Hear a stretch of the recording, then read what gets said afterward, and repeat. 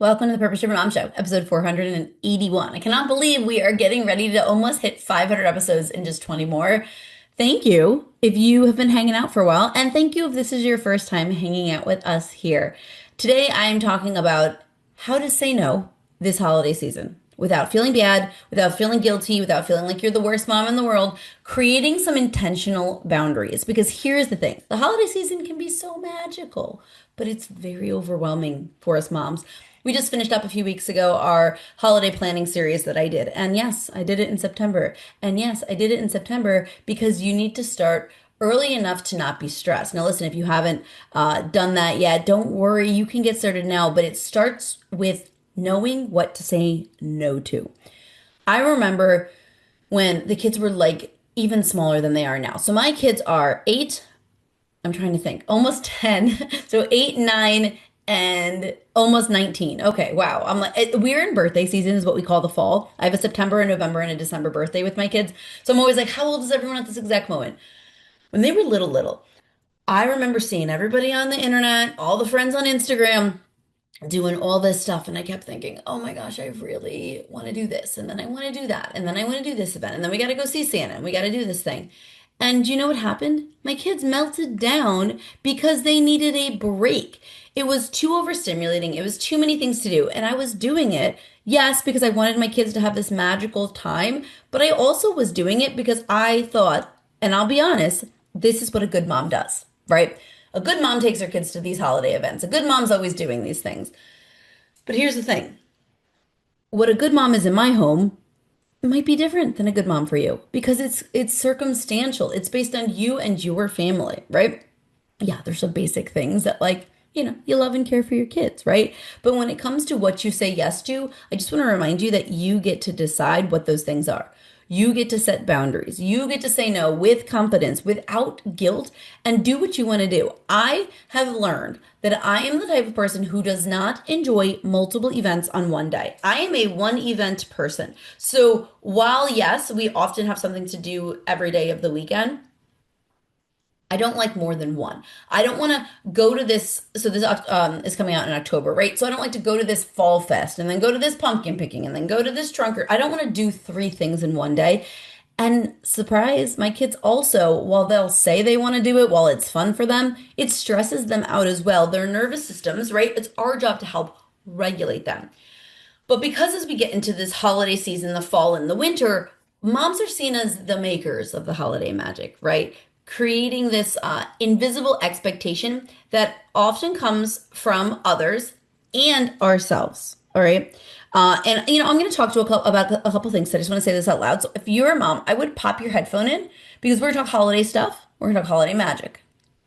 All right. So we want to make sure your headphones are in if you have your little kids around, right? So that you and me can have a conversation without the itties. Because and I'll give you a second to do that and I'll say what I was going to say. But because we're the makers of the magic, we find the trunk or treats. They call it the mental load, right? There's some really great accounts you can follow. I followed a couple on TikTok. I actually got rid of my TikTok 10 days ago as of this recording. I'm doing okay. But there was this account I remember would come on my feed, and it was a man, and he would role play like the mental load and like taking the mental load off your wife. And I just remember feeling like so seen because there's all these invisible expectations that are given to us as mom, right? In 2022, the American Psychological Association did a study, right? A survey. And they found that 38% of women reported increased stress during the holidays, compared to just 25% of men.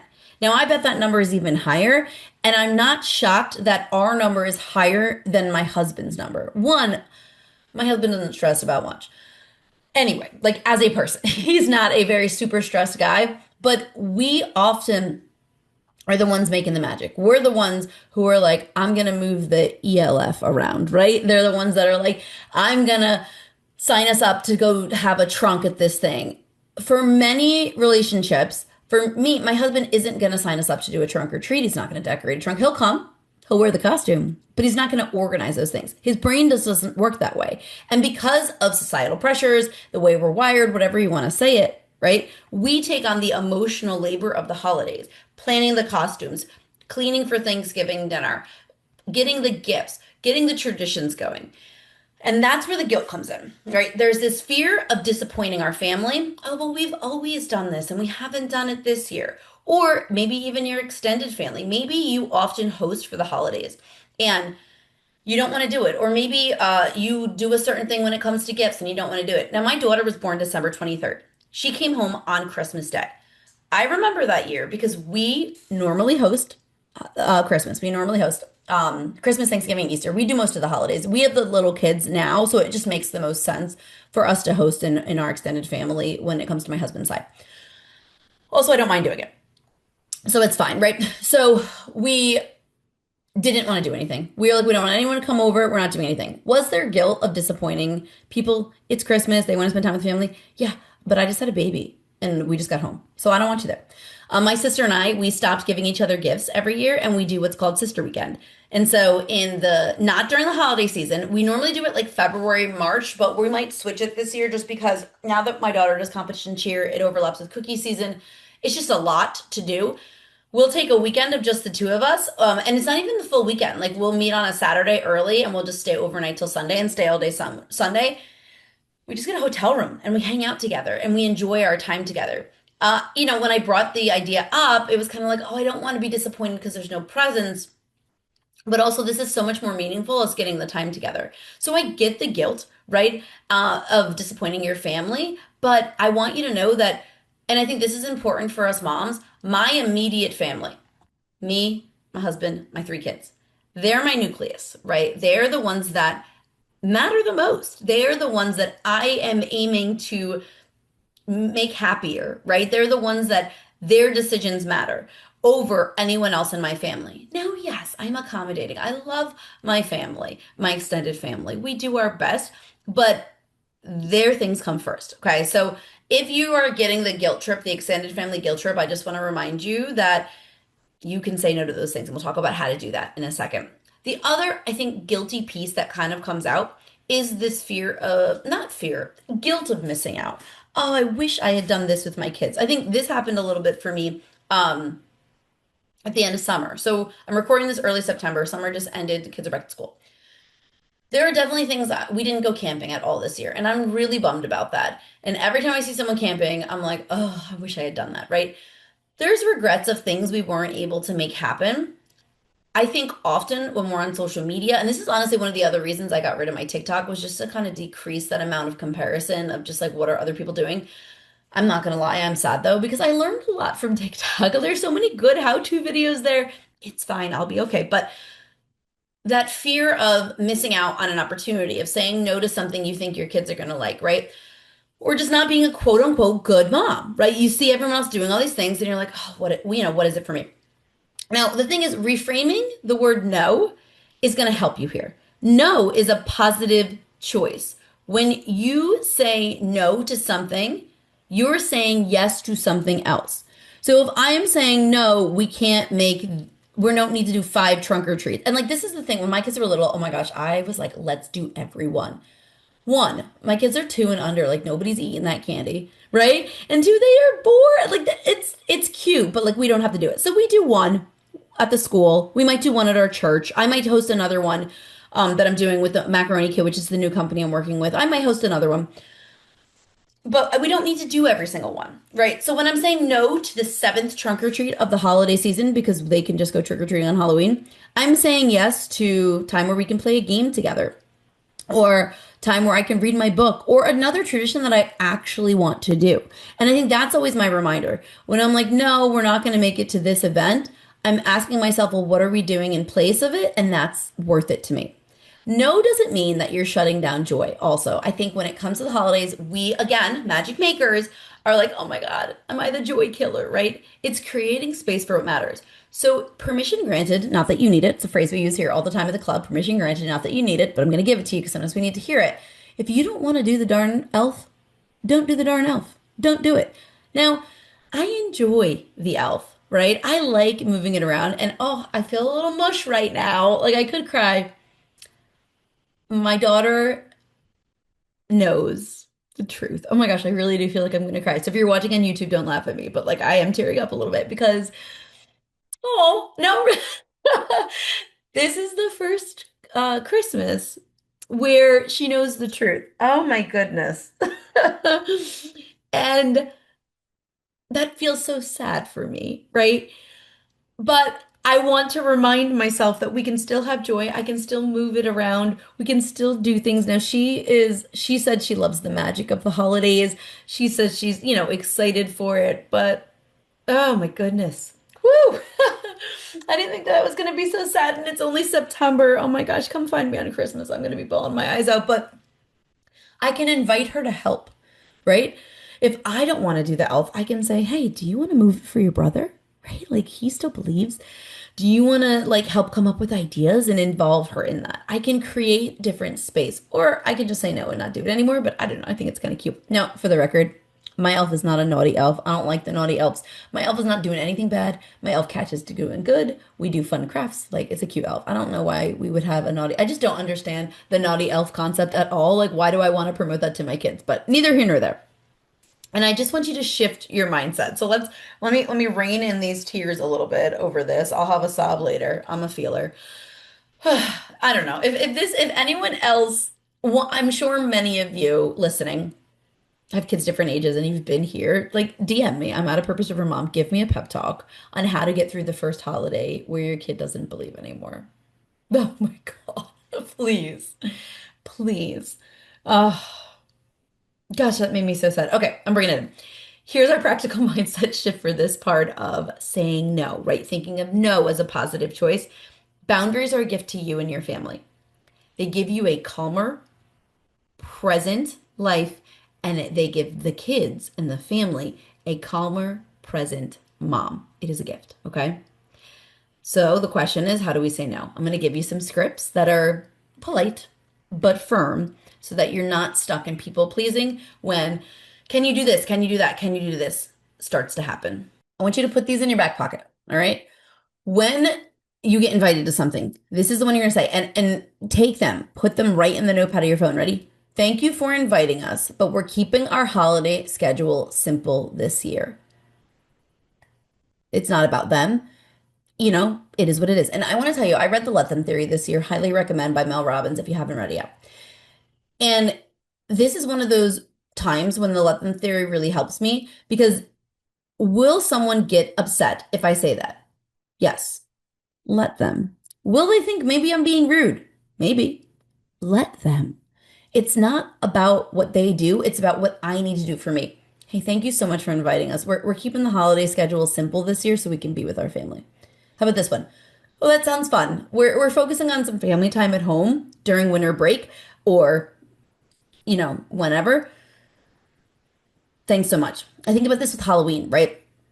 My kids want to go trick-or-treating. Now, one year we had too many friends come. My fault. I own it. I invited way too many friends because it was exciting and we live in a great trick-or-treat neighborhood. And the kids wound up fighting. Everyone wanted to be first. Some of the parents weren't like parenting their kids, because everyone had a couple drinks. It was just like not nice, right? So my kids now are very selective about who they trick or treat with, which is no one. They want to go by themselves. And so this is a phrase we use a lot if we get invited to trick or treat. That sounds super fun. We're just going to focus on family time for trick or treating so we could do it together. Again, let them think whatever they think, right? It's polite, but it's firm. If the holidays are coming, Thanksgiving's coming, right? Next month, when this is coming out, you don't want to host. Thanks so much for thinking of us for hosting, but we're not going to be doing that this year. If someone else wants to pick it up, I would be glad to bring a dish. Okay? You don't have to do it, right? I can't commit to baking this year. I'd love to contribute in another way. All right? Now, if you're scared, I was going to call you a wimp, but we're not doing that because we don't talk about each other like that. But if you're like, shaking in your boots a bit about saying these things, try to delay a little if you can. Somebody invites you to do something, and this is a tactic I use a lot because my kids in general, we try really hard to be like, I've taught my kids like, don't ask to do something in front of someone's parent, right? Like, if you want to go play date or sleepover, like don't put someone on the spot. Like I'm trying to teach them that because it's uncomfortable. Now, I say yes to almost everything if it fits in our schedule when it comes to like play dates and stuff like that. If it aligns and it fits in our schedule and we want to do it, right? Like I'll say yes. I'm not like always saying no to stuff. But I can't stand when I'm put in the spot by a kid because it just my one, I have anxiety. I need to plan things out. Ask me, let me think about it. I will respond to you, right? So I use this one a lot just for me so that I don't just jump because I love to say yes to stuff right away. The simple script of let me check our calendar and get back to you, right? Can we have a play date? I'm going to check the calendar and get back to you. Can we go do this? Let me check the calendar. Do you want to come to my holiday party? Let me check the calendar. That gives you time to decide, is this something aligned for me and my family? Is this event that fits into our budget and our calendar? And is it something I even want to do? And then if you can't face to face, grab one of these scripts and send a text over, right? Again, pre proactive. That's one of our really big things here, right? Use some technology on this. Set your calendar blocks for downtime so you don't overbook. So when I do my monthly planning, and I teach it to the Purpose Driven Mom Club members, one of the things we look for is our 4 seasons. We've got plan, push, rest, and fun. When I'm looking at my month, I look and I make sure I have at least one nothing day. It's a day where there's absolutely nothing on our calendar. It is hard for us to find one day with nothing. Now, the fall is actually really nice because my son isn't doing football this year. I did not realize how much time football took in our calendar. 4 nights a week practice, Saturday games. This year, I'm like, oh my gosh, we can play games after dinner. We're not rushing. Like this school year started off a lot nicer. And his basketball practice overlaps my daughter's scouts. So my husband takes him and I go to scouts. But we don't have anything on Saturdays. So we actually have a little bit of nothing days. But I try really hard to be intentional, especially because I know that going into the holiday season, it's going to be busy. Again, birthdays, events, end of the year, like all that kind of stuff, and then winter break. I try to set one nothing day if I can.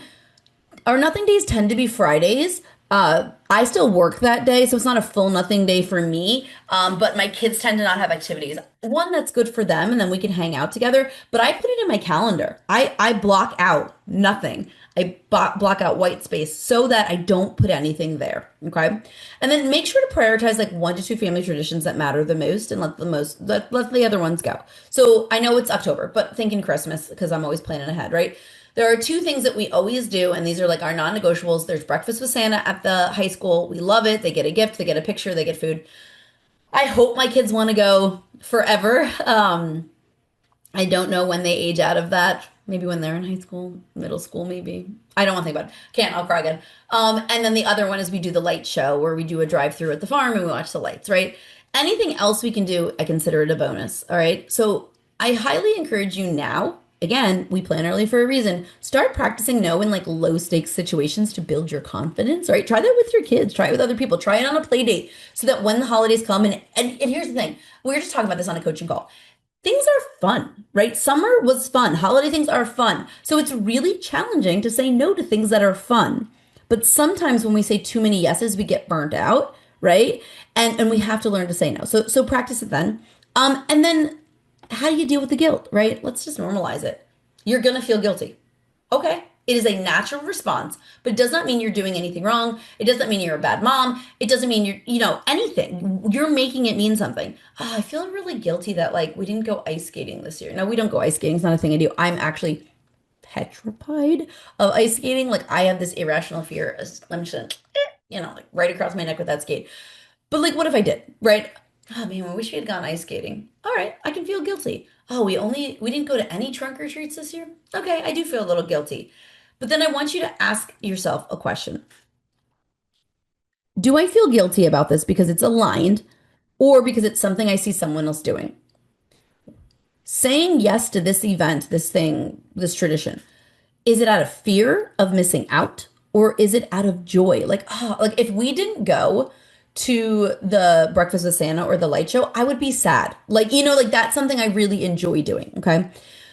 Will this yes, right, cost me peace later? All right. So you start now. Start writing affirmations out. I don't need to do it all to be a good mom. I can say yes to what matters. Journal it out, right? Find a buddy that will help remind you of boundaries. So when stuff comes up, like I'll say this sometimes on club calls on Sunday. So if you want to join us, just go to purposedrivenmom.com/club pass. For $10, you can come join us for the week.